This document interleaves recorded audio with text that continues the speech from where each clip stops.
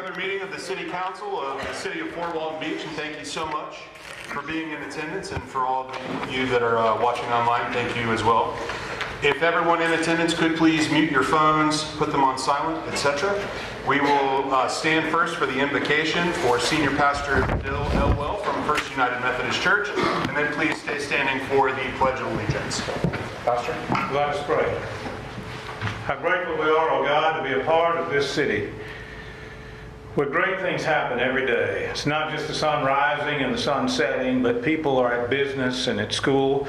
We pray for our schools that have opened, and for our school resource officers who are heroes and heroines to our children, and who also keep those communities safe. We pray for the youngest in our community, like those I saw in chapel this morning, and their happy faces to be here and to be blessed. And for the oldest couple I saw today who were walking on the streets, we pray for the first responders, and we pray for laborers who are building the bridge and working in the roads and working in our city parks and in recreation. We pray for all those who are doing acts of mercy and care and reaching out and caring and loving their neighbors. We pray for all who are in business and for the Chamber of Commerce, who gives great enthusiasm in this community. We pray for our city council. Give them wisdom and strength. Empower them, oh God, because all great government is local, and we're here to be a witness to it and to bear witness to its goodness and greatness in this community of life. Bless us all and give us your grace. In your holy name we pray. Amen. Amen. I pledge allegiance to the flag of the United States of America and to the republic for which it stands, one nation, under God, indivisible, with liberty and justice for all.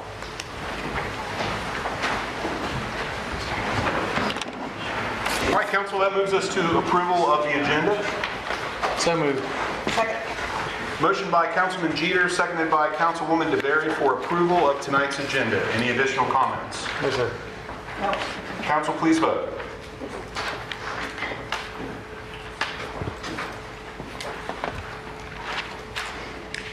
It is approved unanimously, which moves us to recognitions. Chief Beige, I believe you have a few for us.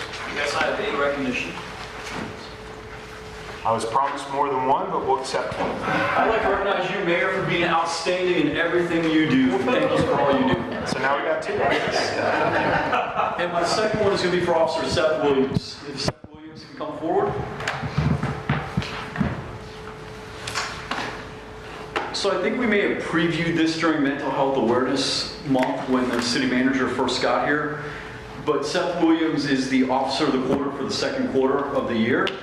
And the recognition comes from on May 23rd, Officer Williams spent over 40 minutes talking to a suicidal person that was basically hanging off the rail of the Brooks Bridge. Despite the other agency efforts, the Sheriff's Office also responded because the bridge kind of splits Okaloosa and Fort Walton Beach. Officer Williams was able to establish a rapport and trust with the suspect. The suspect would only talk to Seth Williams, and after about 40 minutes, Seth was able to get him to come off the railing, and they were able to take the subject into protective custody. The subject actually had a suicide note, so it was definitely an intentional act to possibly jump off the bridge. And Seth was able to calm him down enough so he could go into protective custody and go to the Fort Walton Beach Medical Center for evaluation and treatment. So that night, Seth Williams did the city proud and was also able to save a life at the Brooks Bridge. And we'd like to present him with the Officer of the Second Quarter. Seth, congratulations.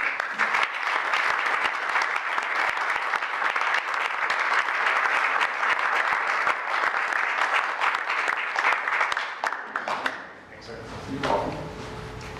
Thank you, guys. Thank you, Chief.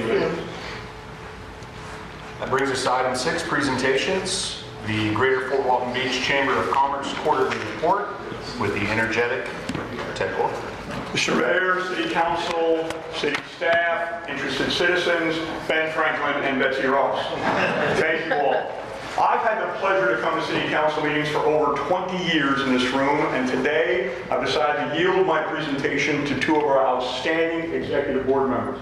Right there is our 2027 Chair-elect, Alan Jowers from Carr, Riggs, and Ingram. He will not be speaking, but we're sitting there pleasantly. But who will be speaking today is our 2025 Chair, the CEO of Okaloosa Gas, Mr. Gordon King. Mr. King will share his opinions and updates on the Fort Walton Beach Chamber of Commerce. Thank you, Ted. And it's a great pleasure to be before the council to give updates on the activities of the Fort Walton Beach Chamber of Commerce, Mayor Allegretto, and council members. Happy to be here tonight. A couple of things I want to bring up are some things that are coming up in the future, and then kind of reflect back on some things of the past that the chamber has been active in over the last couple of years, and then talk about a couple of things that I heard going on during the CRA, which are near and dear to everybody's heart, which is the Around the Mound project, and possibly a little discussion on the surtax renewal that's coming up possibly next year. If you don't know, the Mayor's Charity Gala is going to be held September 6, 2025, and all 9 of our Okaloosa County mayors have been invited. We'll be honoring Mayor Emeritus Dick Renierson with the Mike Anderson Award. So you've got former Mayor of Fort Walton Beach and a former Mayor of Fort Walton Beach receiving those awards. We look forward to that. It'll be a good fundraiser, and hope if you haven't made reservations or got a table for that you take advantage of that coming up soon.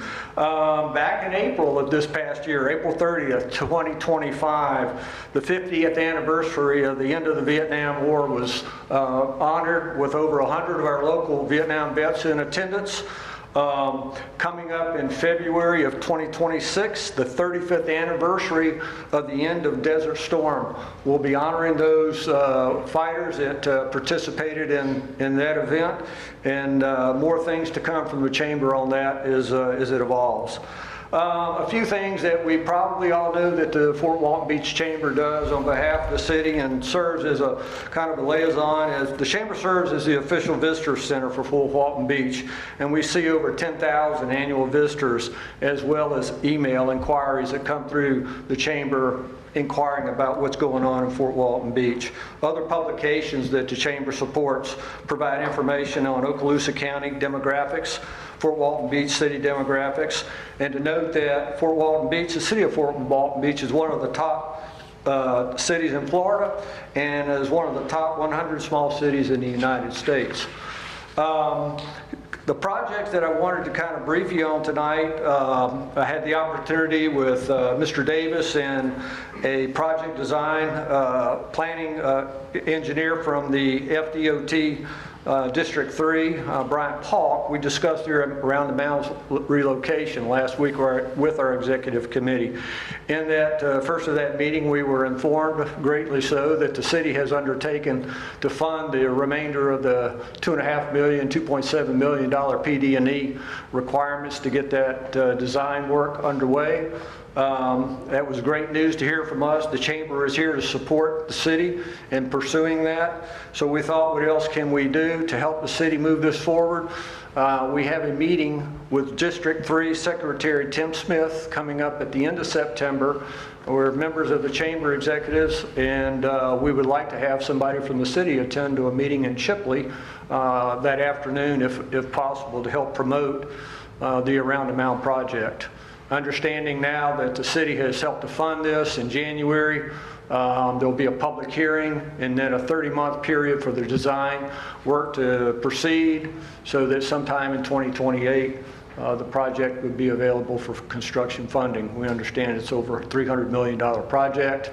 We understand right now that we're number 4 on the list of TPO projects, behind Highway 98 and I believe 2 projects on Highway 85. So we are really out there to promote this for the city. This is something that's been underway for years. Back in the 90s it was undertaken, and then former mayor of the city of Fort Walton Beach brought it back up in 2017, and so we've got some momentum going here. We want to keep this project underway for you. We also understand that part of that funding for this PD&E money came from surtax revenues that the city collected, and that the county, we will be working with Okaloosa County and trying to get a renewal on that coming up next year, and certainly hoping to work with the city to help promote that because we do believe it's been good for the citizens and the income that's brought in for special projects like this. And with that, just like to say thank you for the support that you give as a community member of the Fort Walton Beach Chamber, and certainly a pleasure to be here tonight. Thank you. Thank you, sir. All right, that moves us on to the consent agenda. Council, any action on that item? So moved to approve the consent agenda. Motion made by Councilman Jeter, seconded by Councilman Schmidt to approve tonight's consent agenda. Any additional comments? Yes, sir. Please vote, council.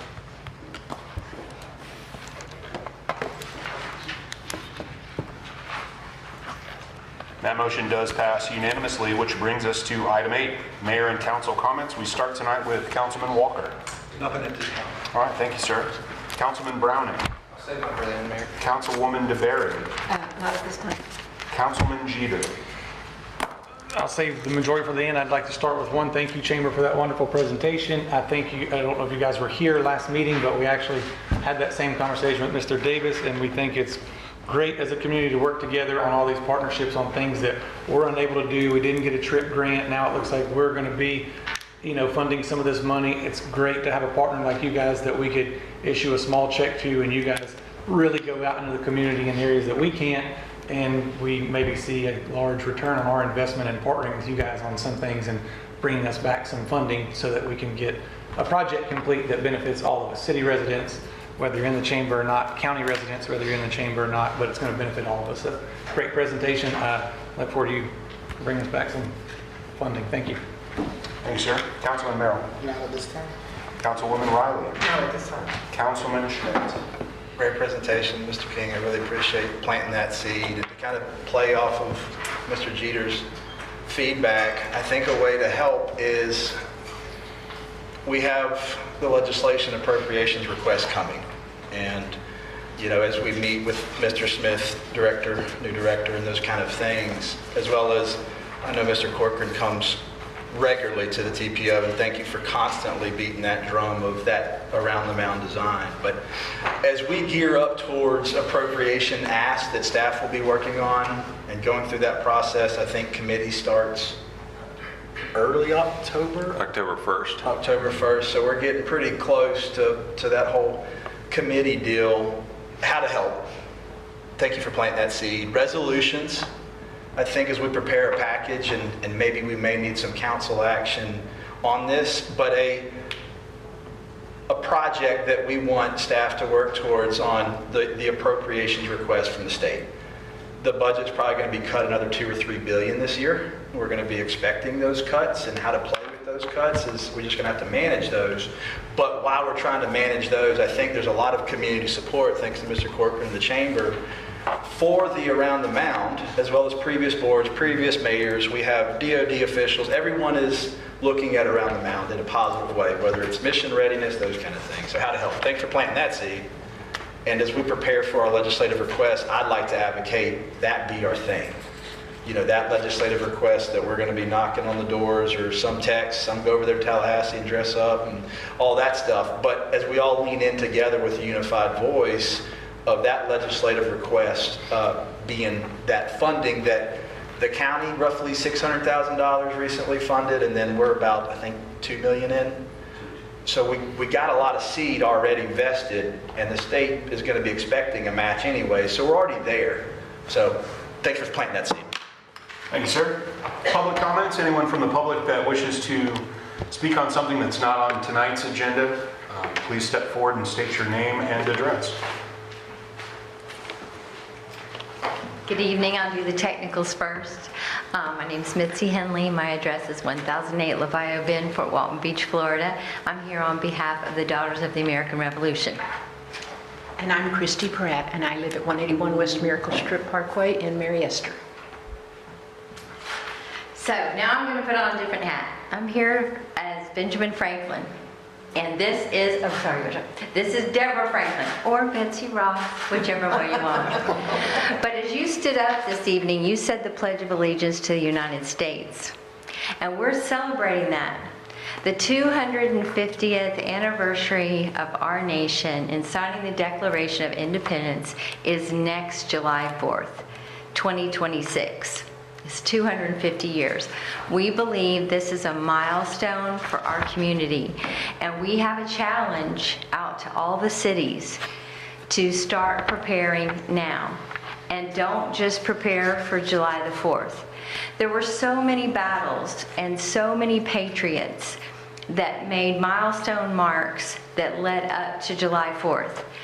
And we want to challenge you to proceed with a proclamation, to challenge your businesses, to challenge your recreation centers, your sports programs, anything that you can to highlight the wonderful patriots that actually put together our country and our pledge and that laid the foundation for all of us today.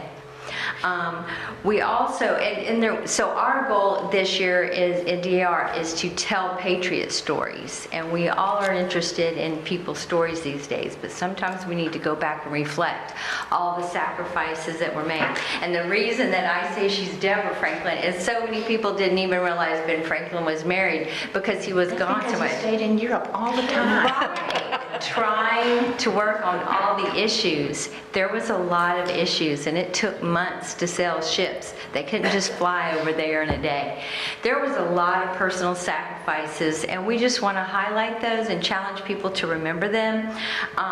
And so if you would do a proclamation, we'd love to come back, help you with it, and think of how you as a city might want to start leading up to some fun events to bring about this. Now, just so you know, the Okaloosa County Schools are putting together major programs with the school board. They've applied for grants for celebrations. So has Northwest Florida State College. The goal is to plan on kicking off some major events by November, right before Veterans Day. The SAR and the DAR are going to work together to kick some stuff off as well. And so just please consider doing a proclamation and working with us in any way that you see that your community and your businesses would like to get excited about this special event. And we are always here for any support that we can give. And thank you for having us. And let me talk. Oh, yes, I'm talking. Yes, I need to turn it over to Deborah. Yes, because I'd just like to bring a little bit of information to this group tonight, because I'm betting that there are a lot of you that don't know that there are 2 Revolutionary War patriots buried in Okaloosa County. I'm president of the Children of the American Revolution, the Snowden Horn Society here in the Fort Walton Beach area. Aaron Snowden is buried in the Milton Cemetery, and Joab Horn is buried in the boonies out under the pine trees close to Laurel Hill. A lot of people don't know that. We don't have battle sites too much. Pensacola has the longest siege. We don't have so many markers to put up, but we do have 2 that followed their children down here after the war and are buried. So it's important to know that, and we hope you'll get behind us in supporting this 250th anniversary. Thank you. Thank you. Thank you both very much.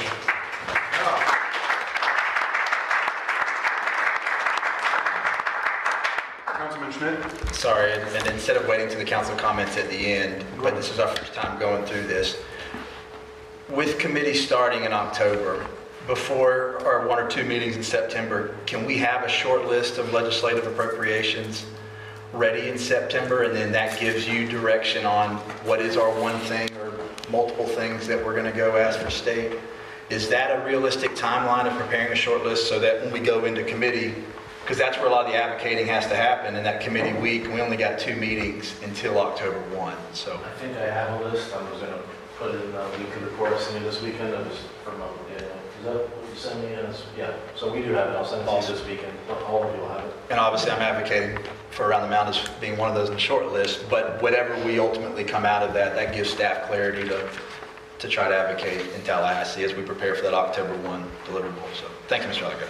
No problem. And just before we move on to item 10, I want to once again thank Mr. and Mrs. Franklin for being here tonight. I know you've traveled a long way through time and space to be here, but just absolutely fantastic outfits as well. And I think it's a wonderful idea to start that planning now. And I think, obviously I don't speak for the rest of the council, but moving forward with these types of 250th anniversary celebrations would be fantastic and well received in our city. And it's something that, I would encourage our staff to seek out some grant funding for, so that we could make bigger and better parties all throughout the year. So Yeah. thank you very much for bringing that tonight and for being here. Yes, thank you for having me. We will now move on to item 10, resolutions. Resolution 2025-15. I believe that is Chief Gage.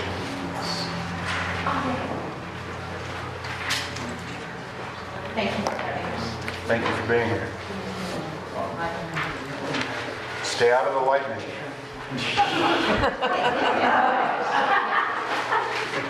Don't you want to take it? Thank you.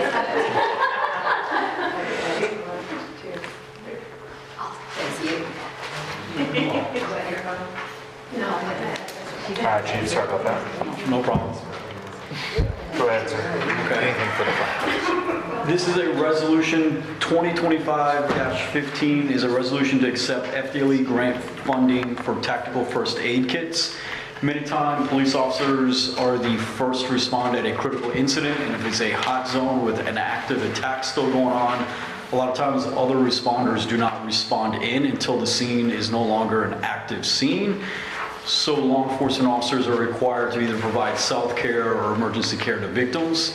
This grant will allow for the purchase of tactical first aid kits. The grant is for $4,766, and we're asking that the city formally accepts the JAG grant from the Florida Department of Law Enforcement. Thank you, sir. Questions from the council for Chief Beige on this item or on this neighborhood meeting? I have a question. Yes, sir. Yes, ma'am, I'm sorry. What's in the first aid kits? So it would be quick clot, it would be chest seals, it would be bandages, it would be anything you need for immediate first aid kit.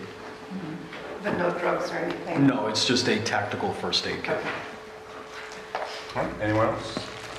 Just curious. Councilman Walker. Thank you. Just curious. They call it, the grant covers 100% of the purchase of the fitness equipment.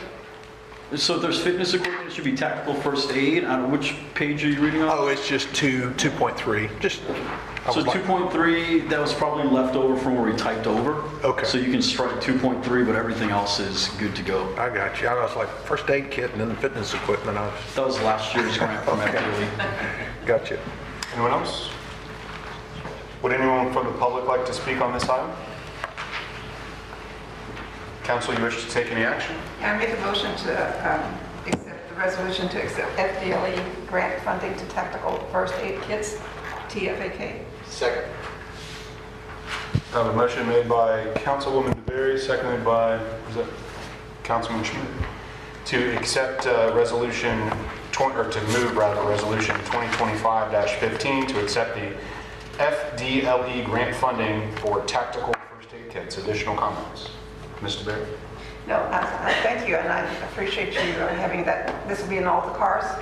It'll be with all the officers. All the officers. Okay, thank you. Anyone else? And thank you for getting a grant. This is a grant, another exhibit of a grant opportunity that was awarded. And thank you for going after that. And it will raise the budget. And it will go up a little bit, but these are ways that it will offset our general revenue and those kind of things. So thank you for going after that. Thank you, sir. Anyone else? Council, please vote.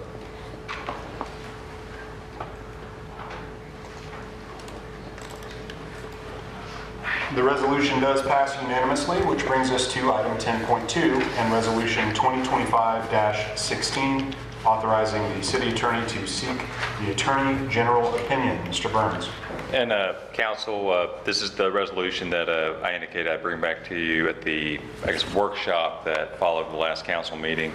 And because y'all were going to be combining multiple issues for the Attorney General, I figured it'd be best to put it in resolution form, because the first issue involving the police budget would have been enough to send that over just the minutes, but given the fact that once you start combining more than one issue in there, the Attorney General, they're human over there, and they like things very simplified, sent over as one document. After the last meeting, though, I did have a phone call with one of the council members the next day in fact, the one sitting next to me, and he brought up a good point that the question needed answering on the third question that I added to this, which is not a question that was considered during the open meeting last time. And it would be the question of would the use of actual expenditures from the prior fiscal year as opposed to budget expenditures to implement the charter imposed spending cap that expressly requires the city to use prior year expenditures as the baseline violate the accrual-based accounting requirements set forth in Section 218.33 Florida statutes and the deadline for budget adoption contained in 166.241. And now that's not exactly how Mr. Walker phrased it to me. I do have to go in and create the question in a way that the Attorney General will actually answer, but oddly enough, two other council members had previously, over the several months, had asked the same question in various different ways. So I know there was at least support amongst Mr. Walker and two other council members for this question. So I've put it in there. If y'all decide y'all don't want to include this third question, we can just cut that out and get the resolution over to Mr. Allegretto tomorrow, and y'all can just send it over with the two questions. But the third question is that what I just read out, and I do know there is some interest amongst the council to have that question answered as well by the Attorney General. All right, thank you, sir. Questions for Mr. Burns on this? Mr. Walker. Got a question about the question. So just looking at the language in the reference, I think it was 166 regarding the police budget. So I went and looked at the statute itself, and when I read it and then look at what's before us, I'm not sure that now's the time to ask the question, really, regarding the police budget, because if I'll take just a minute and I can enter it into the record, but if the tentative budget of a municipality contains a funding reduction to the operating budget of the municipal law enforcement agency of more than 5%, and I'll just stop there for a second. Is there a proposed operating budget for law enforcement that is reduced 5%? This question was actually voted on by council back in, I believe, June to actually see that particular question already. And so I'm just operating under the motion that was made back in June of this year. But it seems counter to the referenced statute that is allegedly in question. It's clear. There's no, I mean, I think, and I'm just saying that this question is, there's no reason to ask it because there is no tentative budget that is proposing any reduction to the police department budget. And it's already been voted on, so I'm just following the previous council vote. Mr. Mayor? Sure. I think the interest that I have in the question is, questions sometimes are good. But the second thing is this might not be a 5% issue on this year's budget. I think it'd be good to at least get the AG's information on what the opinion is as we prepare for future budgets as well. So I hear what you're saying. Right now, there's not a 5% issue. But if it is an issue in future budgets, giving the future boards or future staff or current board, current staff, what kind of guidance that'll mean if there are deeper cuts in public safety in future budgets. So Well, it's kind of a planning thing too. And I appreciate it, Mr. Mayor, if I may respond to Mr. Councilman Schmidt. Well, the ordinance reference or the statute reference actually goes on to say that if there is a proposed cut, the procedures are outlined on what the municipality shall do. A member of the governing body may file a petition with the Division of Administrative Hearings requesting a hearing to challenge the reduction. So I don't even know if answering the question matters because it's already been answered, I believe. If there is a proposed budget with a proposed cut, we could do it as a body if we wanted to. I can't imagine we would ever do it. If the police department wants a budget, they're going to get it. It may have to come from other capped categories, but if we as a body decided to try to, it's my understanding, and correct me, Mr. Burns, did this ordinance come, or the statute come out of the, protecting from the defund the police movement back when it was arising? I mean, this is a relatively new statute, correct? Correct. So we're not here talking about defunding the police. We're not talking about, we don't have a proposed budget.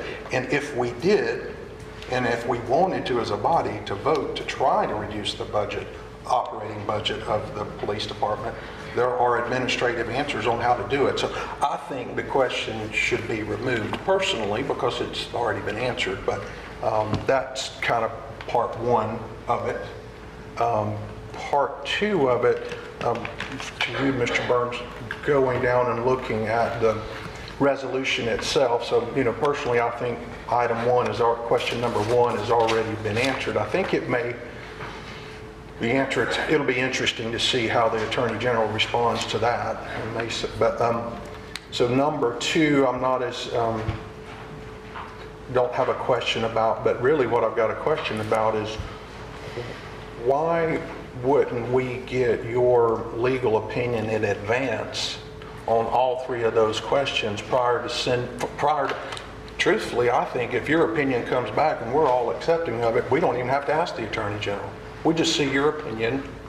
We're like, oh, there's where it is. So I don't need to go to the Attorney General. We'll just take your opinion. But to say we want your opinion in the same thing, you just draft it and give it to us. And if we all agree that that's a satisfactory legal opinion, then we would not have to send off to the Attorney General. And in fact, Ms. Kopp is reviewing the opinion I've already written as we speak, because it actually increases the chance that they'll hear it quicker if you have multiple attorneys sign off on it. But the opinion I did intend on sending it to you before the meeting here today, but I can give you my answer right now real quick. The conclusions are going to be on the first question that it does, in terms of the police department budget, it does preempt any reduction, so it does preempt the charter amendment. And then regarding the second question, I believe the only legal budget year that you could possibly adopt was 24-25 fiscal year as the baseline year. And then the third question will be answered that the only way you can possibly comport with the modified accrual accounting base requirements set forth in section 218.33 and also timely get the budget calculated by the end of September under 166.241 is you do have to actually base it on prior year's budget expenditures, because there's no way you can actually get the actual expenditures through the accrual-based accounting requirements in time to actually adopt the budget. Those are my answers, and that's what we go into the Attorney General.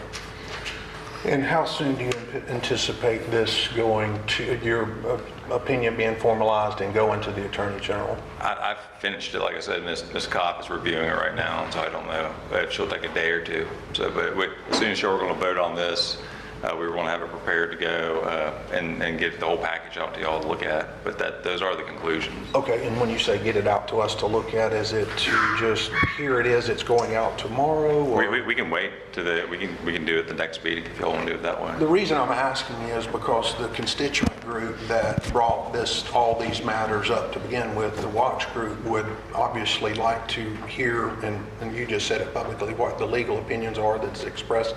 And then the watch group would like to be able to submit a statement with it as well to send along with the Attorney General's opinion. You can't, I mean, I hate to say this to Mr. Walker, with all due respect to the watch group, the only things that you send in on the Attorney General's opinion are the opinion of the city attorney, a cover letter, and whatever documentation actually authorizes it to be sent in. Now what they'll do is they'll then ask us, once they've accepted review, they'll say, do you have any further information?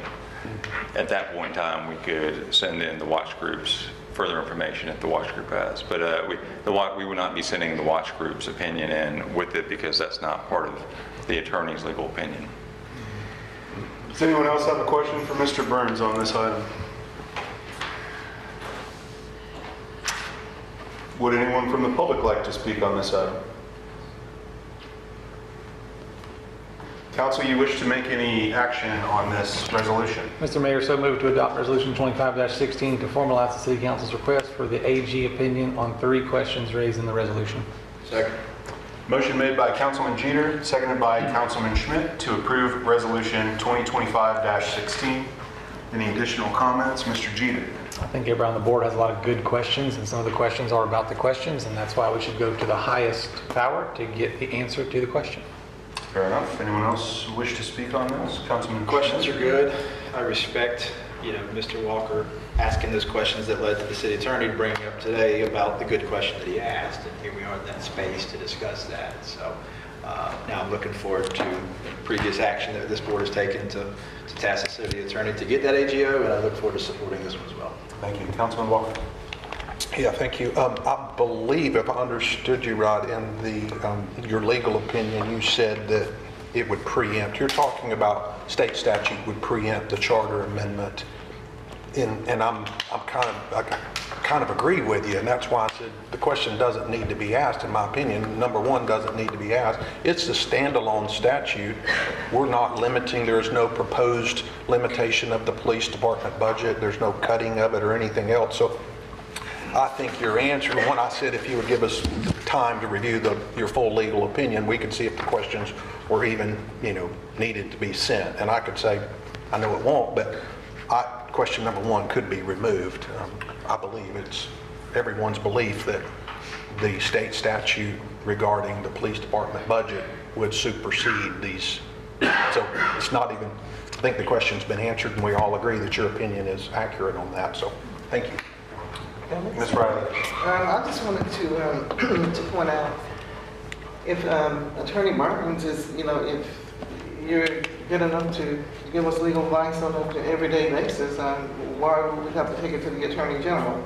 I mean, are you questioning the ability to be able to give us the best decision on that? Because you just said that, Councilman Walker, you just mentioned that you can accept some of the, the responses that Attorney Burns have given us.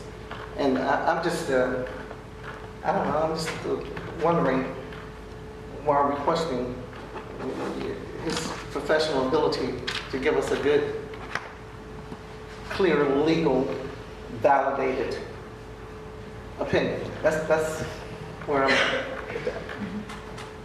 The only way I'll chime in, going to hire to the Attorney General. I would feel more comfortable getting an opinion from the Attorney General as pure legal counsel, because if I'm wrong, I'd like them to tell me I'm wrong, but I'm pretty sure I'm not wrong. Because it would save the city some grief down the line if I did happen to be wrong. That's right. Anyone else want to speak for the first time before we take a second? Councilman Schmidt. Yeah, to kind of piggyback off of what Ms. Riley was saying, I just want to make sure clear. I put full trust and confidence in you and your opinion. The background, my understanding of this questioning was to get some additional support to kind of copy and paste what Mr. Burns just said. So I don't want there to be anything in the minutes to reflect as we're not trusting Mr. Burns. Trust Mr. Burns and seeking additional legal advice. Well, I mean, I will, but I want everybody else to have a chance. I just wanted to check, and it seems like it's, missing here in the question, because the timeline that, as I recall it, was that the council voted initially to adopted through majority vote, to use the 23-24 actual expenditures, and then upon election of a new council, and I believe it was Councilman Jeter had made the motion to change that from using 23-24s to 24-25, and that's missing in the question to the Attorney General, or in the statement that council originally adopted using 23s, 24s budget. And that's the big question, Ms. Riley. I mean, I don't know if you're aware of it, but that seems to be one of the big rubs in the implementation and adoption of what the voters told us. I'm of the opinion they told us to use 23 and 24s and actual expenditures, and now there's some questions if that was possible or not. But the previous council did adopt 23-24 budget to use as the only prior year's actual budget. So clarification on that. Thank you. Mr. Burns, just for everyone's clarification, when you spoke about this process, you will submit your questions, your legal opinion, and then when they do ask for additional information, what Councilman Walker just referenced would be included in that additional information, correct? Correct. That's background. If they very rarely just issue an opinion without asking, and they also might even reject acceptance of even considering it off the bat. They might say all these issues are are not something there's a question of law on. If they did that, that would kind of be a way of saying my conclusions, they agree with all of them. But I have a feeling because this issue is kind of unique, they will issue an opinion on it, and they probably will ask for more information if we have any, which I'll tell you right now, if they do that, we will obviously reach out to the watch group, or ask Mr. Walker to reach out to the watch group. And I will let Mr. Walker know, we do actually, Ms. Kopp and I, in our background facts, we do cover all of that. We say initially it was adopted as 2324. I saw that, and then I was Yeah. seeing it in the resolution, so I wasn't really sure what was going to be sent to the AG, but thank you. And just, Mr. Burns, for clarity as well, will we also reach out or offer any other political action committees that are a part Of course, yeah. If they want to say something about this as well, they certainly could. Probably the best course of action, I'll come back to the council and say, you know, the AG has asked, unless they give it a tight deadline, then I'll have to pick up the phone and figure out who those other political action committees are. Sure. So You never know. All right, council, please vote.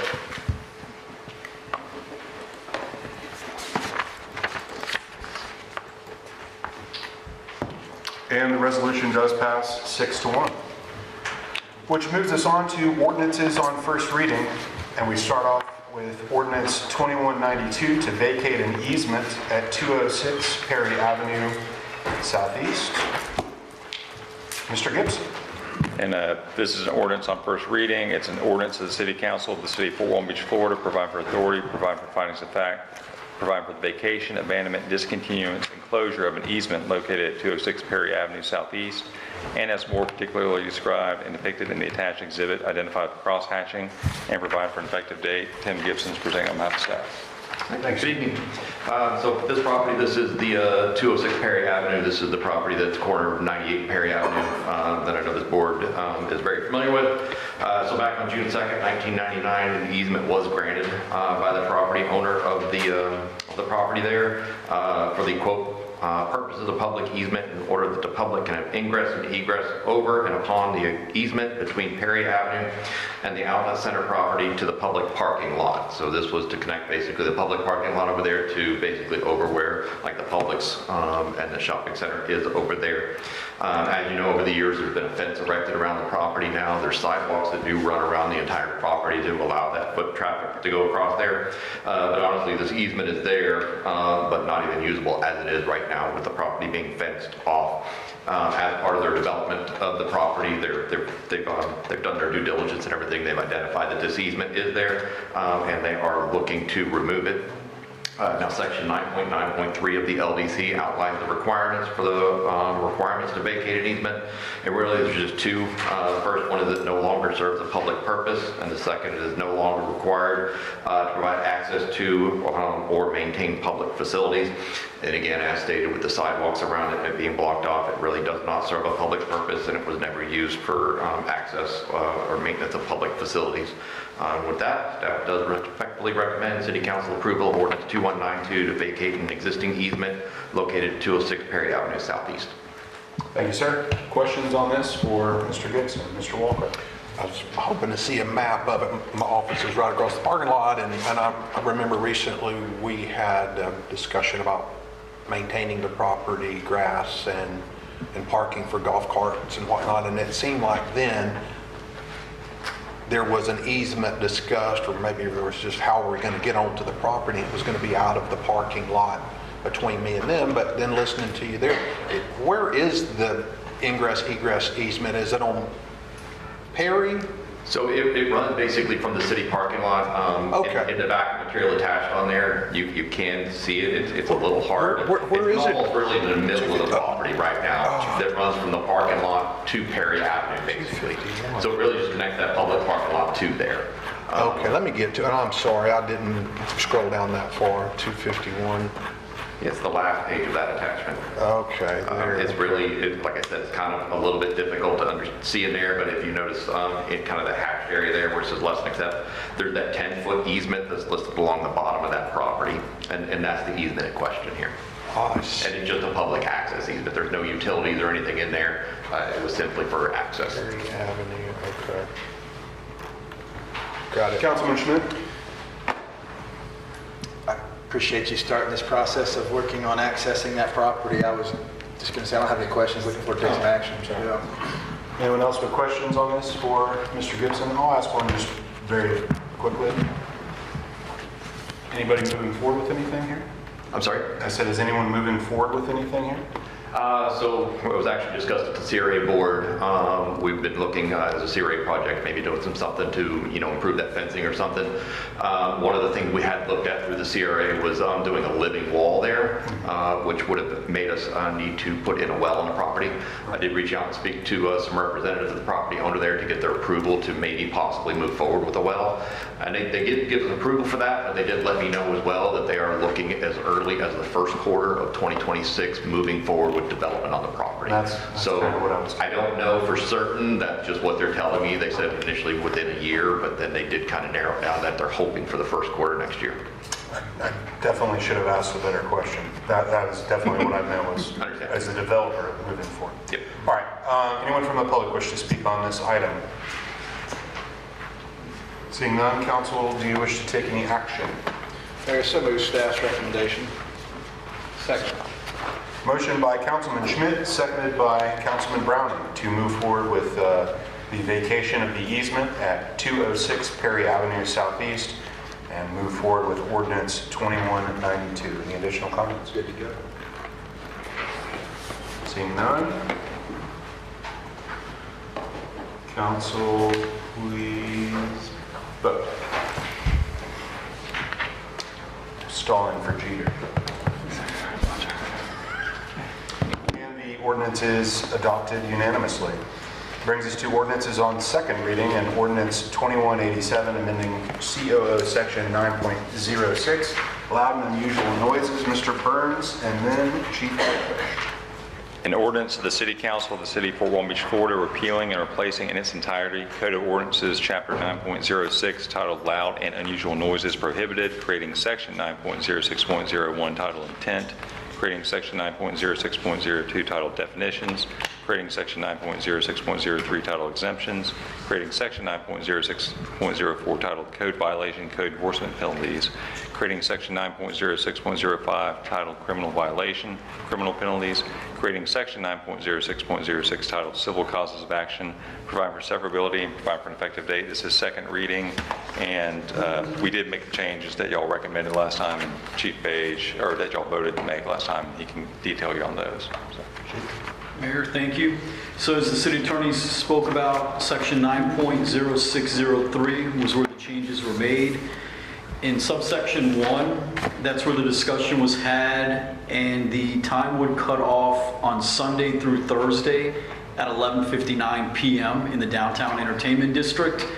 And then you would have the downtown business entertainment districts between the hours of 9 a.m. and 2 a.m. the next day on Friday and Saturday. So you could have something on Friday night that would continue to Saturday at 2 a.m. or on Saturday night you could have something that could continue to 2 a.m. on Sunday morning. So that was one of the changes that were made. Then in several other sections, it was 6 a.m. in section 3, 6, 9, 14, and in 32, we had the time of 6 a.m. That was pushed back to 7 a.m. to correspond with the existing ordinance. And those are the only changes made to the ordinance between first and second reading.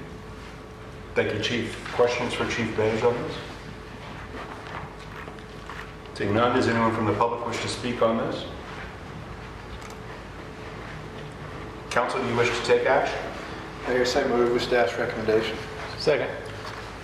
Motion made by Councilman Schmidt and seconded by Councilman Jeter to move forward with ordinance 2187, amending COO section 9.06 for loud and unusual noises. Additional comments? Yes, sir.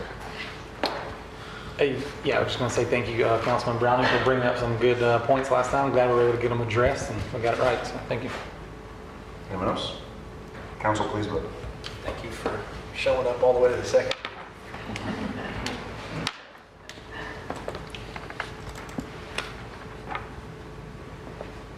And it does pass unanimously. And Chief Page, thank you for your hard work on this as well. Moves us to item 12.2, ordinance 2189, an ordinance amending LDC Chapter 9, administrative procedures. Mr. Burns. An ordinance of the City Council of the City of Fort Walton Beach, Florida, amending Chapter 9 of the Land Development Code to update the process for handling subdivision plat requests to comply with Florida statute, providing for authority, providing for severability, and providing for an effective date. This is second reading. Mr. Gibson will present for staff. Mr. Gibson? Just as a reminder, this is basically out of Senate Bill 784 that requires municipalities to change the way we do our plat processes and assign a local staff member to be the approval authority and basically put out timelines and everything in there. There's been no change to the ordinance, and we've received no public input on there. Thank you, sir. Questions for Mr. Gibson on this item? Mr. Walker? The administrative person that's going to be approving it now, be given that administrative official, is it within the city, within the county, or what? It's within the city. So it'll be a new position here or an existing No, sir, it's actually going to end up being me as the development administrator, and outline our land development code. It's the same level of approval for like our development orders and stuff like that, not the expedited development orders. It's the same level of approval with that. Thank you. Anyone else? Questions for Mr. Gibson? Does anyone from the public wish to speak on this item? Council, do you wish to take any action? Mr. Mayor, so move staff's recommendation to adopt ordinance 2189. Second. Motion made by Councilman Jeter, seconded by Councilman Schmidt to approve ordinance 2189. Any additional comments? Yes, sir. Thanks for keeping us compliant. Council, please vote.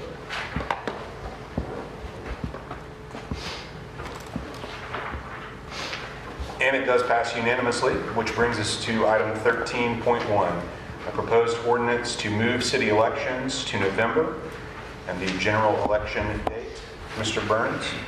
Okay, council, so back, I believe it was in June, y'all directed me to go back to the April 11th, 2023 meeting and figure out what y'all moved to do in terms of moving the general election dates for the city.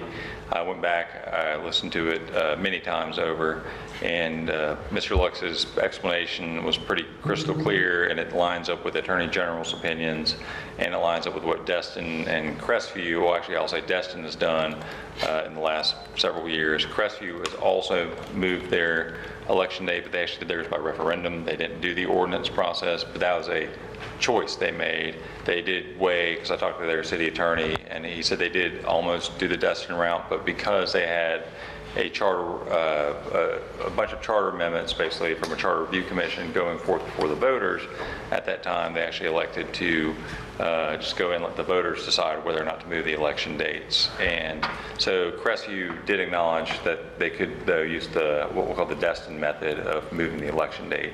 Now, talking to all the council members, I'll to say there was some concern about how something like this would affect the terms of all the city council members. And they've made it very clear you can choose one route that will extend terms, and that's not a problem. You can't reduce terms. But I actually figured out a way that is legal to do this to where it would not impact the length of any sitting council members' terms and wouldn't impact the length of terms of future council members, because if this was adopted, let's say on second reading at a future date, the proposed ordinance I have before you would actually have the election in November for council members, and you'd actually take your seat April 1st the next year, kind of like how the presidential election is. The president's elected in the first Tuesday in November. He doesn't actually get sworn in, to the end of January. Well, judges are the same way. If there actually is a judge's election, they actually get elected in August. They don't actually take the bench till January. You can look all around, there's various positions that follow that pattern. And there are some, I think I might have updated the memo and put them in there, but there are some cities around the state of Florida that do handle it that way. And so I figured out a way, if y'all do decide to actually move forward with this, it will not actually lengthen any of the terms, so that concern would not be there. But again, this is just for your, really the debate for all y'all. This is legal to do it this way. I think there was also some questions how this actually be impacted by the Charter Review Commission. It actually won't be impacted at all because it's a separate process. So if y'all did end up moving the election dates by passing this ordinance, the Charter Review Commission, I know they, from watching all the meetings, they did consider the issue. Just because they voted it down will not impact what you're doing. Conversely, if they decided to actually pass something that says they want the election dates to be in March, that decision would most likely be made after y'all will make this decision to move the election date. So if y'all move the election date, let's say in October or September on second reading, and the Charter Review Commission decides to send an amendment to y'all and y'all put it out to the voters, that if the voters then move it back to March, then that would be set in stone at that point in time. So that's why I say it wouldn't have any impact on what the Charter Review Commission may or may not possibly do. So if y'all have any questions, I'll do my best to answer them. Thank you, sir. Councilman Smith? So what I'm hearing you say is the way this ordinance is prepared is if in line with the Charter Review Committee is basically you would be able to choose between do you want the election to be in March or do you want the election to be in November? And people vote if we go the route referendum. Because Crestview, you said, went referendum. They did. If I heard you correct.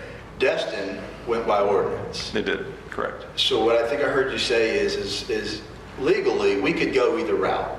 By ordinance, majority of council votes, and it'd go to the first, second reading and move forward. But that Crestview route, there was a referendum, correct? And that referendum gave the people the opportunity, do you want to change the election dates or not? Is that correct in the way this is presented? Well, that's also another option. Y'all could decide, even if the Charter Review Commission did not send that amendment to y'all, y'all can add any amendments y'all want to make, and y'all could make the decision instead of passing this ordinance to put it out to the voters. So y'all have full flexibility on how y'all want to handle it.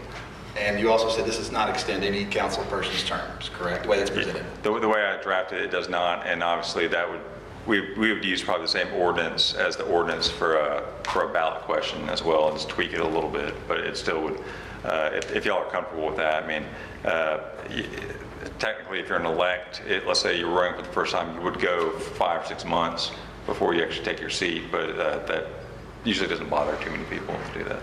But I heard you correctly, by law, you could extend that person's term or the current board's term, but the way it's presented here is there's no extending of anybody's terms. Is that correct? Right. In Crestview, they actually, I think, lengthened it by 19 months, and Destin did it by 7 months. So. Yeah, I like the way it's presented. Just real briefly before we get to Councilman Walker as well, just so everybody's on the same page here, and I think everyone understands, but we are not making any kind of motion tonight to take any kind of action and move the actual election.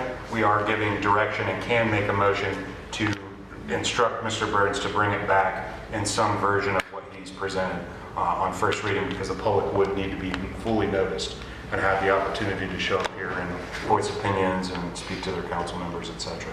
Mr. Walker. Yeah, thank you. That makes sense. I just wanted to kind of play it out, make sure I got it right, like Councilman Schmidt did. So we could, as the mayor just said, give you instructions, make a motion, bring it back as proposed here, as moving it to November. We do our 2 readings, approve it, and then I don't know if the date is yet known about the Charter Review Committee, but that's kind of where my questions went. So they could, if I understood you right, bring us a proposed amendment that they suggest we send out to the voters, and it could say, let's move it to March, and we'd be like, we just did it to November, but it's okay. They would bring it to us, and we have the option as a body to accept their recommendation for an amendment to go before voters, or we can reject it, right? Every single suggestion they make, you can decide whether or not, y'all can amend it too, because that's just kind of, if you want to get in the process, the weeds of that, whenever they bring all their items to you, y'all are probably going to have to take a little bit of time at that meeting or meetings, because y'all might want to maybe tweak some verbiage on just some of the stuff they did, because that's actually what the council did back in 2014. Was that the last one? And they did the charter. I think there was a Charter Review Commission then too, or at least they presented a bunch of amendments to the then council, and they had several meetings where they batted around and made further tweaks. Some were adopted and some were rejected, I'm guessing. I guess. I don't know if any were rejected or not. So. But we have the option to reject any that they bring to us. Right. Okay. Thank you. Thanks, sir. Anyone else with questions on this for Mr. Burns? Anyone from the public wish to speak on this item? Council, you wish to give any direction here by way of a motion? Mayor, I move for the city attorney to bring us back for first reading, presented, but going down the path of a referendum. Second. Motion made by Councilman Schmidt, seconded by Councilman Jeter. Can I ask a clarification question after that? So, please. So do you want me to bring it back as a actual referendum question that y'all will end up potentially? That's it. Okay, because I'll have to tweak the ordinance a little bit to make it in that form, but I can do that if y'all end up passing this tonight. Okay. Yeah. Because what I liked, it wasn't extending anybody's terms. It wasn't, again, by law, we could go the ordinance route, but I think this is the most transparent and public process we could do, is go the referendum route, similar to Crestview is what you were advising, and let the people decide. Thank you, sir. All right, anyone else wish to speak on the motion? Mr. Brown? Just for clarification, so you're trying to do, is it a different referendum or a referendum that's going to go out with the Charter Review Committee's recommendations? Are you trying to tie it into that? I'm just trying to get it out based off of 2023's action to get it to a referendum. However staff squares it up. We haven't even seen the Charter Review recommendations. You know what I mean? We don't even know what's going to pass, what's not going to pass with this board, so. I think I think what the direction here, as I understand it, is for Mr. Burns to bring back this item to the council so that we can discuss it. And Councilman Schmidt's motion specifically puts that in a referendum that will go out sometime to voters at a time that this board can determine. I'm tracking that. I'm just trying to see if we're trying to do referendum upon referendum, or if we were just trying to tie it in. Again, you guys could decide that at a later date. He's just wanting to bring it back so that everybody can see it and the public can have the opportunity to speak to it. Councilman Jeter. I was going to say, I support Councilman Browning's question, and I think putting it all on one package, I think we'll still be able to do that with this, and I would support that as well. Anyone else wish to speak on the item? Council, please vote.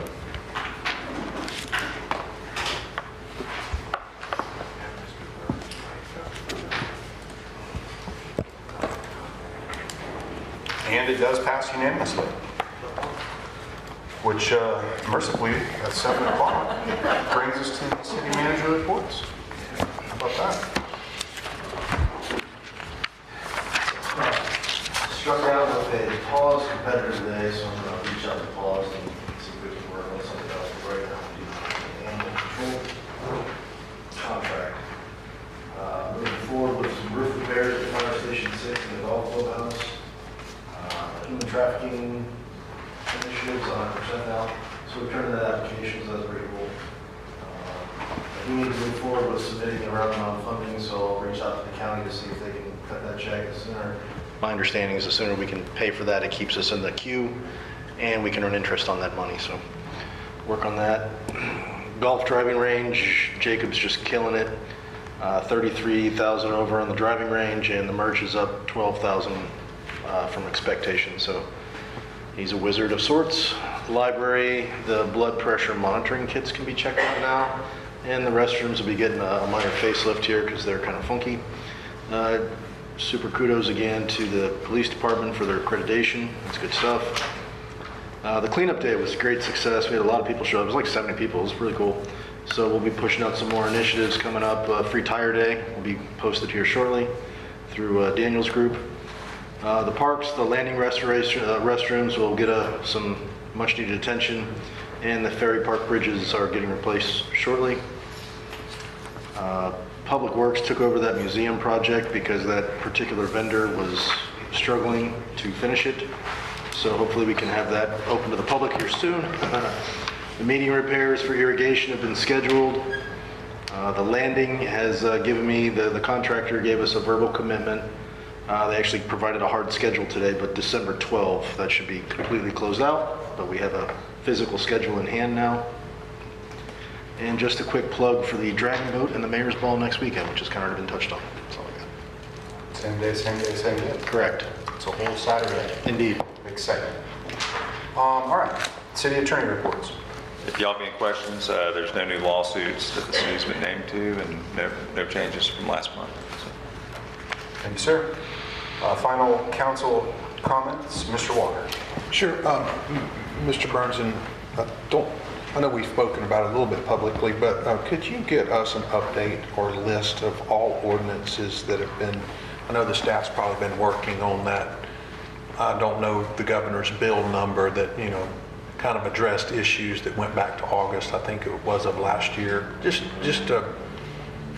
what staff has had, what we know the short-term rental stuff and the library. Those are two big ones. Are there others that have been either stricken, removed, or no longer effective because of the governor's bill?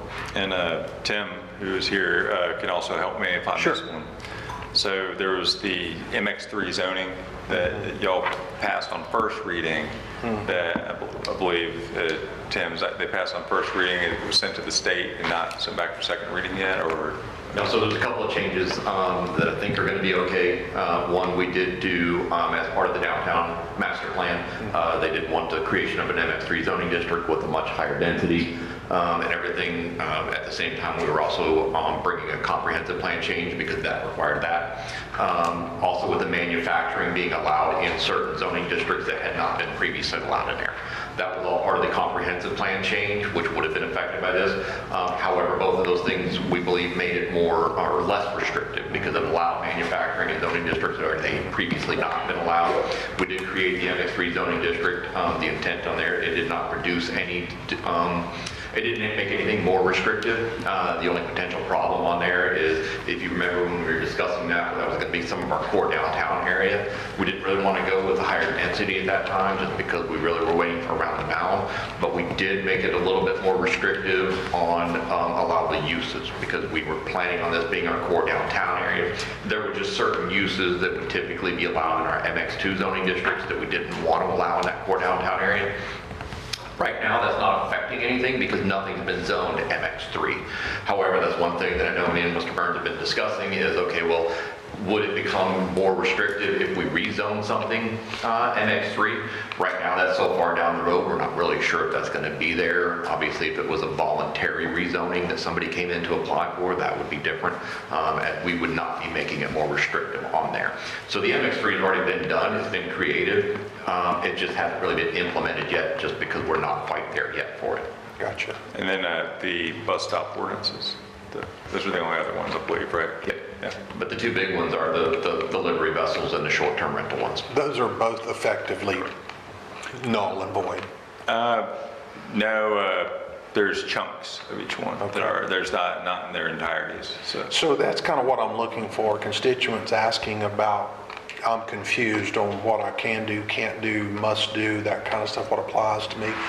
I don't know how to answer them because I don't know what parts of it remain and what parts of it have been stricken. Is that something, is it in its final form that y'all have gone through and find out? No,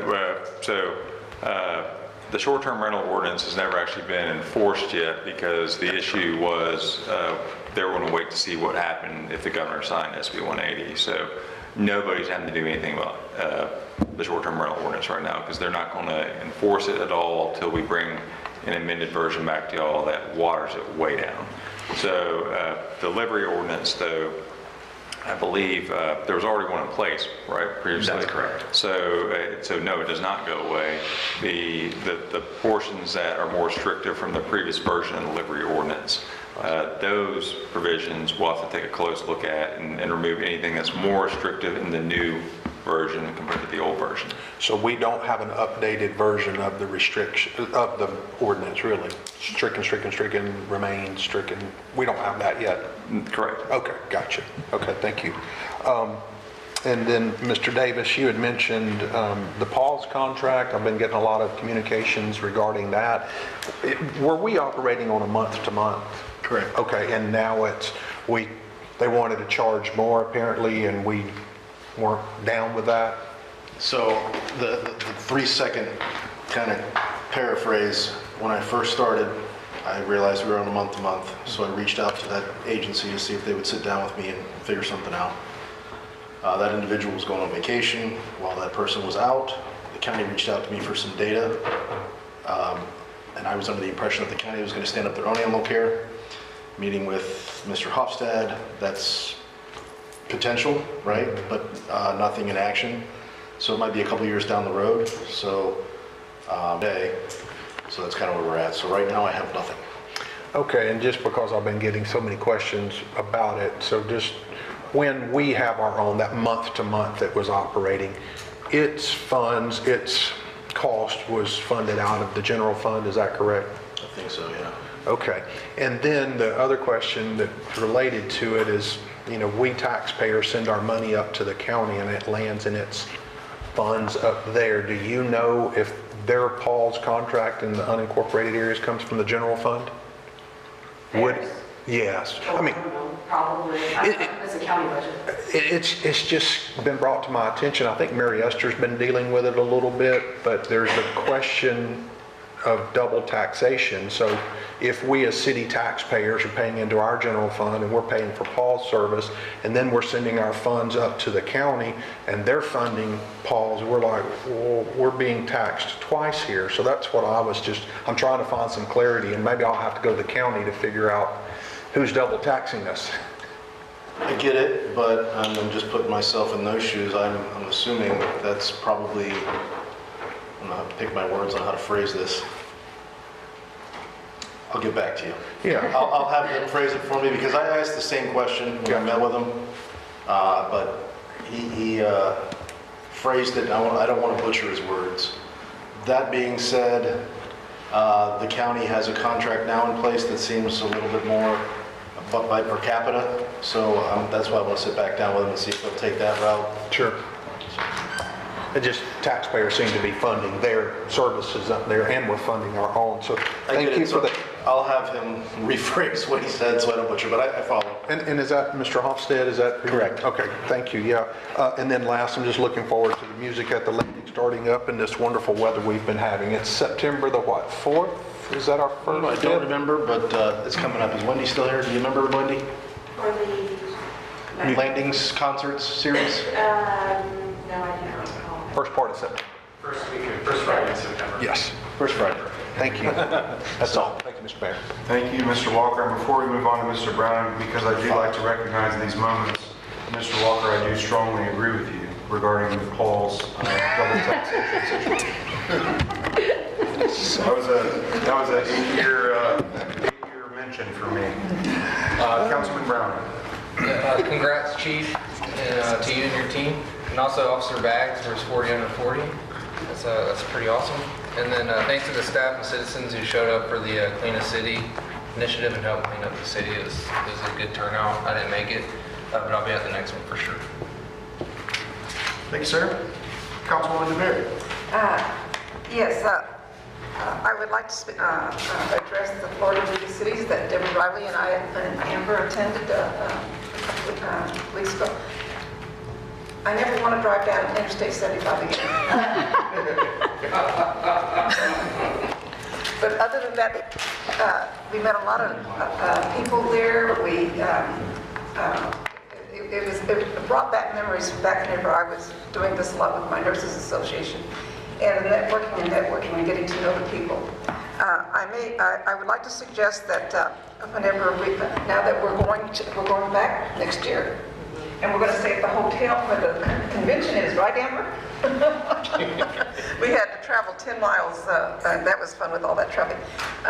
But whenever we're appointing members to represent different organizations and going to the meetings and all that, I would like to include the Florida League of Cities also be during that time, and have us here on the council appoint Ms. Riley, me, you, or whoever is going, that way, and there won't be any confusion. I would love to support you and Ms. Riley to continue to go to League of Cities as much as y'all would like to learn and gather information. Yeah, but what I'm saying, that there's one of us would be appointed to vote. And so I would like to discuss that and include that whenever we, who knows, I might not be here, someone else might want to go down. But we vote for different items during that time. And we'll be going back down in September and some others, and that's with the different committees representing, and we'll be voting on that. So one of us needs to be appointed to, and this year Deborah Riley was appointed to vote. So whoever goes the following years, I would like that to be included, how do I pronounce, how do I? You said it. You said it. You're Did good. I say it all right? Yep. Do I need to make a motion on it, or do I need to? So before you make a motion, we need to decide real quick, do you want to do it by ordinance or resolution? I would suggest resolution, and then maybe having staff look into either creating a new resolution or going back to the old procedures resolution that y'all last, I think, was it 2023, Kim? Was it? Yeah, And maybe, I'd like to give a little bit more information. okay. Yeah, seems awfully complicated. So when this came up, the conference itself, it came out in June or whatever, and I sent the information to all the council and said, let me know if anybody wants to go. Well, I didn't hear from anybody until mid-July, late July. And then at that point, when I found out someone wanted to go, then it was too late to get council to appoint the voting delegate. And that's what Ms. DeBerry is referring to. So there was not an opportunity to do the normal procedure. It's not in writing, it's not by resolution. It's just always been that we present the council as an agenda item. And usually for the past probably 2 to 3 years, there's only been one person who attended, and that was former Mayor Anderson. So he was always appointed as the voting delegate. And so that's how we got where we were. It wasn't that we changed the process that we had been using wasn't available to us because of the late notice letting us know that they were going to attend the conference. So Okay. I don't know if we need a formal procedure because we've just done it in the past as an agenda item, so. I'll register earlier. Register earlier. We're going next week, next year, right? Another option, if you're already going next year, potentially just flip-flop. We can do that. What if anyone else wants to go? Well, There's the third straws. One thing y'all can informally do to, every year y'all reappoint folks to the various boards, or is that every 2 years y'all do it? So every 2 years, that could be the point in time where 2 council members raise their hand and say they'll alternate those years if need be, and that's the other way. There we go. Now we're thinking. so do we need to make a motion now, or? You can always make a motion if you want. That's, I can add it to the appointment calendar when we do that. There you go. Okay, that That's sounds good. that's the play. There's no extra work on staff, and Love it. you'll get notified earlier, and we'll register, and Perfect. someone will have voting authority. Okay. That sound good? Sure. Golden. Okay, and then also, I'd like to thank the city for repaving part of Holmes. The people there at Wright and Holmes are ecstatic about that intersection there. And also the stormwater easement, they call it the Martisa's stormwater easement. That's been a real job, and they did a really good job. That section that they had to tear up Jet Drive, and repaving that has been really good. And the neighbors said, we thought it was really going to be horrible. So they've calmed down. We've got the new conduits, or whatever you want to call it, in there. The neighbors are happy. They're putting up new fencing. So thank you very much for that. I appreciate that. And the pickleball players at the pickleball courts say thank you, thank you, thank you. That's all. Thank you, ma'am. Councilman Jeter. Yes, I'd like to thank staff for a great presentation on the Hollywood Boulevard project. I know we had a really good turnout, and I'm looking forward to some of the feedback from that. And I've spoken to some of staff about that, and it's very encouraging to have in-depth conversations with some of our citizens about it, because sometimes some of the details get lost. And this particular project, there's really not a no-cost option. We've got to do something to the road, so in doing the road, we tried to incorporate a much-needed roundabout, as we discussed earlier, and there are just thousands of reasons why those are so much safer. And once you engage in conversation with people, even about pedestrian paths and how we're trying to connect, and some people I've spoke with is not really sure when you come over the bridge, and just to let them know we're working on connecting the pedestrian path from Hollywood to the bridge and doing our best, if we should be allowed, to make an entire multimodal network. So it's just really cool to engage with the community on topics that they're maybe concerned about, but after speaking with them and explaining more in detail, they're maybe not so concerned and not so supportive. And one example I can give you of that is I think we all received an email of someone who was maybe against it, and then a few days later we received an email of an individual, that same individual, that had an in-depth conversation with Chief Beige, and that person said, I've changed my view, and now so it's just really cool to see people not have an opinion and not deviate. They have an opinion, but after further discussion, maybe that opinion can shift, and change is good. So it's good to hear. Amen. Councilman Merrill. Nothing. Councilwoman Riley. I absolutely have to bounce back on what Mr. Berry had mentioned.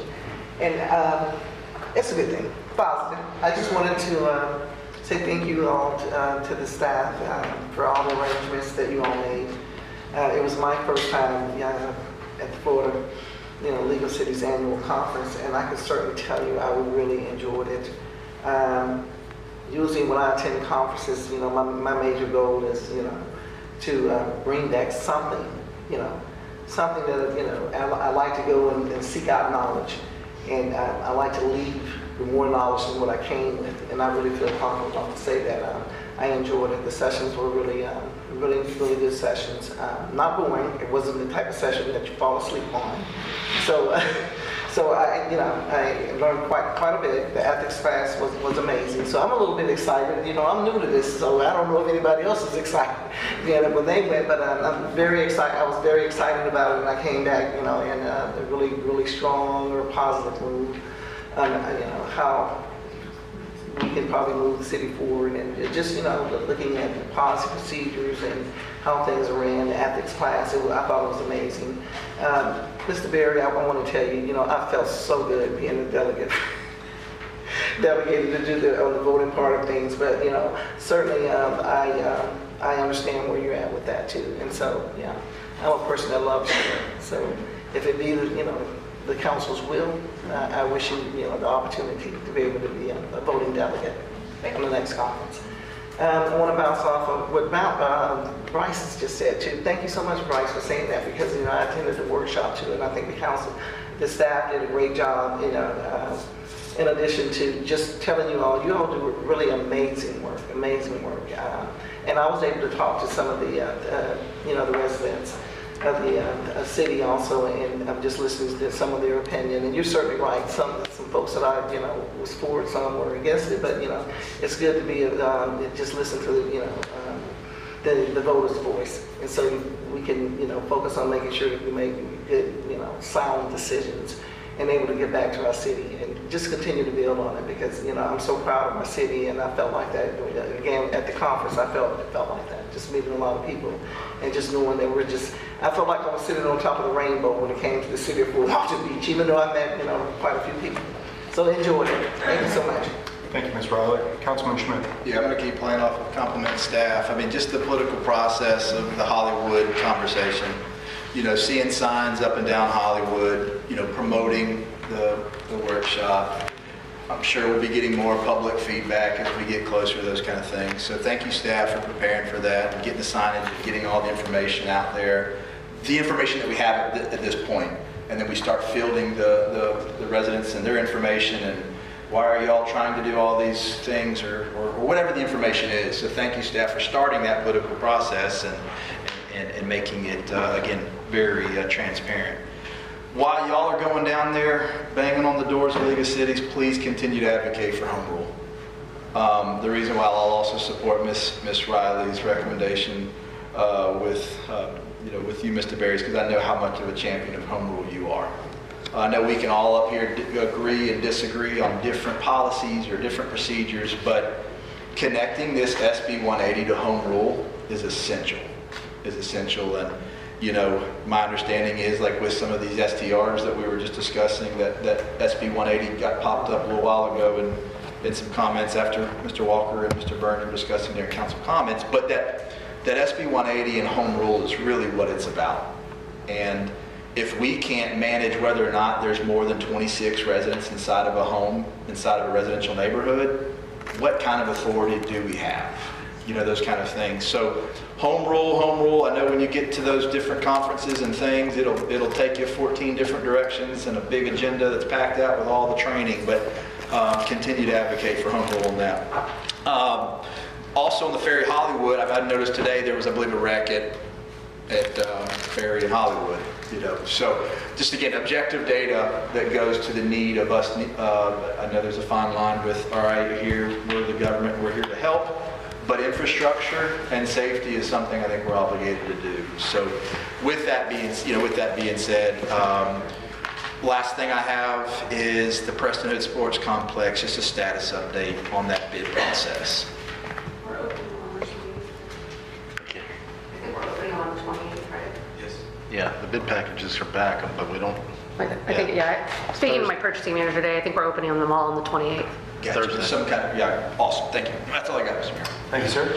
And I would just like to close out with a couple things here as well. You know, if Ben Franklin were still here, as he was earlier tonight, I think that home rule would be something, you know, that as we look at this 250th celebration of our country is something that our country was founded on. Having that ability to govern yourselves and attend a city council meeting and tell these people that are your elected representatives that sit in front of you, hey, this is something what I want, and not for your local government to say, well, we'd love to do that, but sorry, we can't. So when we talk about the Florida League of Cities, that's really what it's all about. And you know, Ms. Riley and Mr. Berry attending that on our behalf is very important because it's more voices added to the fire to say, hey, listen, we still need the ability at a local level to be able to control things because our community is different than Miami. Our community is different than Crestview. And those jurisdictions should have their ability to control their jurisdiction just as we should. So Florida League of Cities is a really strong advocate for that, and we do always need representation for it. I also wanted to echo somewhat what Mr. Jeter said. You know, I was at that event that we held, the workshop for the redesign of Hollywood Boulevard, and it was just incredible. And it's something that I've definitely learned over my time on the city council, and it's something I've just learned in life. It's easy to have an opinion of something that you don't understand and be misinformed about things. And I'm not saying that everyone there was misinformed, but I maybe spoke to 7 to 10 separate people or groups of people, and each one of them had an absolutely different idea of what this meant and what this was going to change, and they were all in a negative way. By the end of those conversations, not all of them were positive and ready to run in here and say, hey, let's do this tomorrow. But at the same time, you start knocking down those concerns with just the facts of what this project actually is, and it's all of a sudden a whole different opinion. Also on that same note, I spent the end of the time there speaking with 3 people who are also involved in local government, or at least one that was formerly involved in local government, and listening to their opinions, their informed opinions on all of the things that are involved in a project like this. And while I don't think I made a ton of inroads in convincing them that this was a great project, toward the end of the conversation, I did hear one of them say, you know, I think it's just taking care of the city, and there's no pride in it. And, you know, where our city has really gone downhill, which I took a great deal of offense and exception to, because I've lived in this city for more than 15 years. I've lived in this community for much longer than that. And like if you look 15 years ago to now, it's wildly different, and it's much, much better. And, you know, for somebody just to spout off with something like that, I thought it was ridiculous. Well then, right after that, he said, well, you know, you guys could get this correction detail and they would help clean up the city. I said, I thought that went away. So he said, no, here's the phone number of the person that can help. I took it to Mr. Davis. Mr. Davis immediately called. That meeting is set to move forward tomorrow. Hopefully that will come. So just even having the conversation with people that might not necessarily agree with what you're saying or support what you're doing can ultimately end in some type of positive fashion.